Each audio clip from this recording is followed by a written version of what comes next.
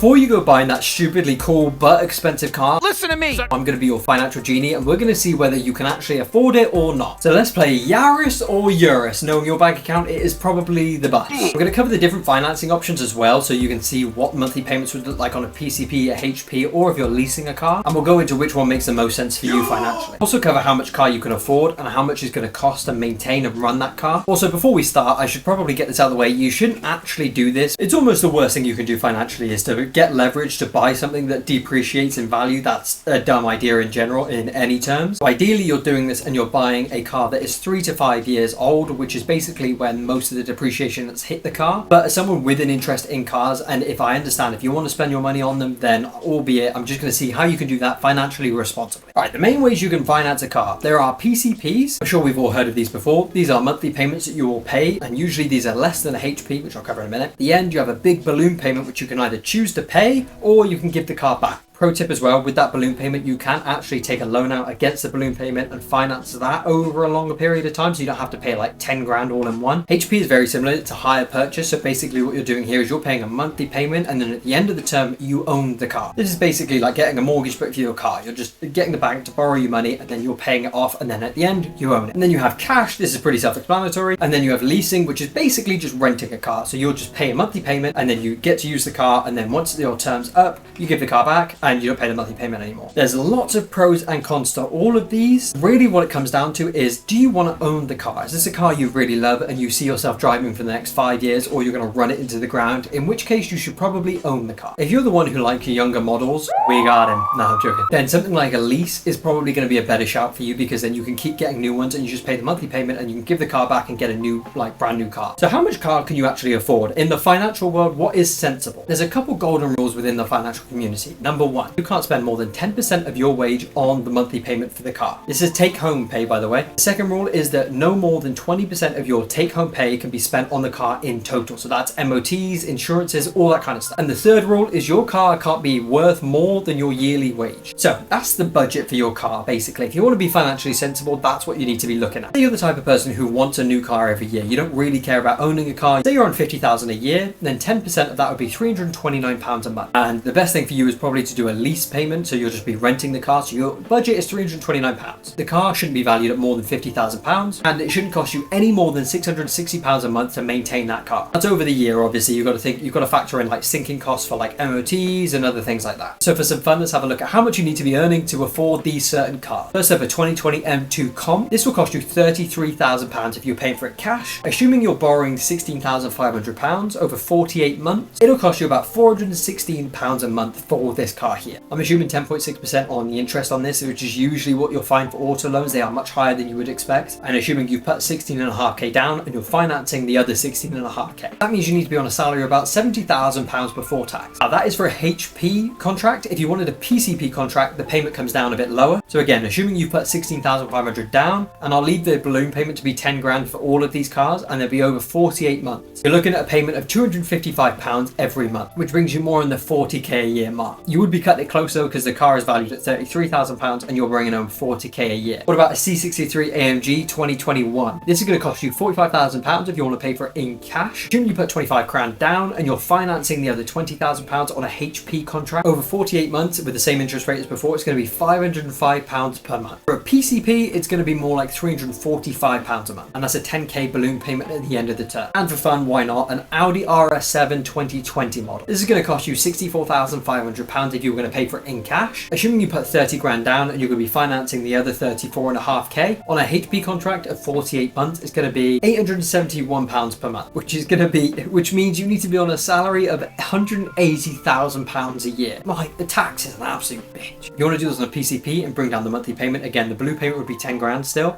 Then you're looking at a little less. You're looking at £717 a month, which brings you back down to the 150k a year. It's insane how much tax you pay over that 100k mark. stock. The thing with cars are they are crazy expensive, and the more expensive you get as a car, the more expensive it is just in general. So if you have a car that's valued over £40,000, so that C63 that we saw before and the RS7 would both qualify off of this, you need to pay £410 in tax for the next 5 years after the second time it's been taxed. Say you own a Porsche, the maintenance will be and parts will need to be Porsche parts, which are more expensive than if you were buying a Ford. So with all of this, ideally you also have a sinking fund. So a sinking fund is just basically a fund that you put money into so that eventually, say for your MOT, you can pay for it and you don't have to pay for it all up in one thing. You've saved up for it throughout a year. Ideally, the recommended thing is you put 10% of the monthly payment you're paying for the car into the sinking fund. If you have a known unreliable car, first of all, why did you buy that? But also, if you do, then you may have to put more away because you'll have more expensive things to pay for. You can also calculate the cost of petrol for this car that you're potentially going to buy with the miles per gallon that it says the car will do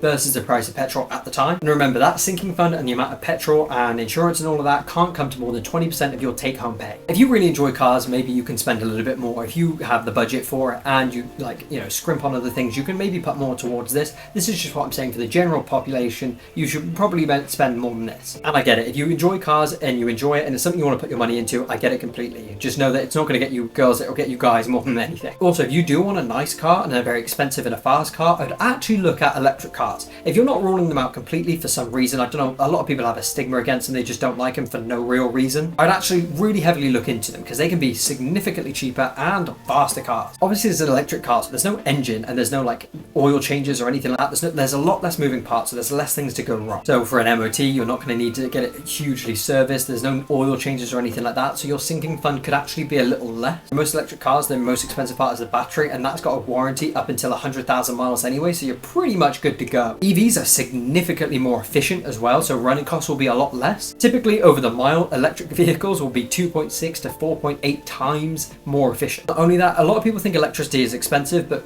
I promise you now, petrol is more expensive. This is assuming that you charge it at home and off peak hours, but it's still very cheap, especially because most manufacturers now are moving towards Tesla's supercharging network, which is immaculate and is much better than any other one. This will allow your public charging to be a lot nicer than it was before. And if you're a business owner, there are a lot of tax breaks that can help you out here if you're buying strictly electric cars. Since April of 2021, you can write off the full cost of your car as long as it's brand new and a full EV against your yearly taxable profits, which is insane. It does have to be redeemed within the same year, but you can do that. And installing an EV charge point in your house also gets added into this, so you can write that off as well. There's no restrictions on the value of the car or the type of car, it's just restrictions on the emission, which honestly is really huge, so I would keep it in mind. If you're not completely against an electric car, they can be much faster, much more reliable, and cheaper to run. One huge thing to keep in mind though is electric vehicles do not hold their value at the moment that well at all. Famous instance of this is the Porsche Taycan. This thing has dropped in value a lot. Brand new, they started at £80,000 and they go up to £150,000, but right now on Auto Trader you can pick these up for like £60,000, and this is the bigger battery model version of it. But in general, if you're keeping the car and you like the car and you want a fast car, then do look into electric cars. They could be worth it for you. If you're a first-time driver or you're a young driver, watch this video I did here because this will help you out so much. It will cheapen your insurance and give you loads of different hacks you didn't even know existed. So go watch that video now.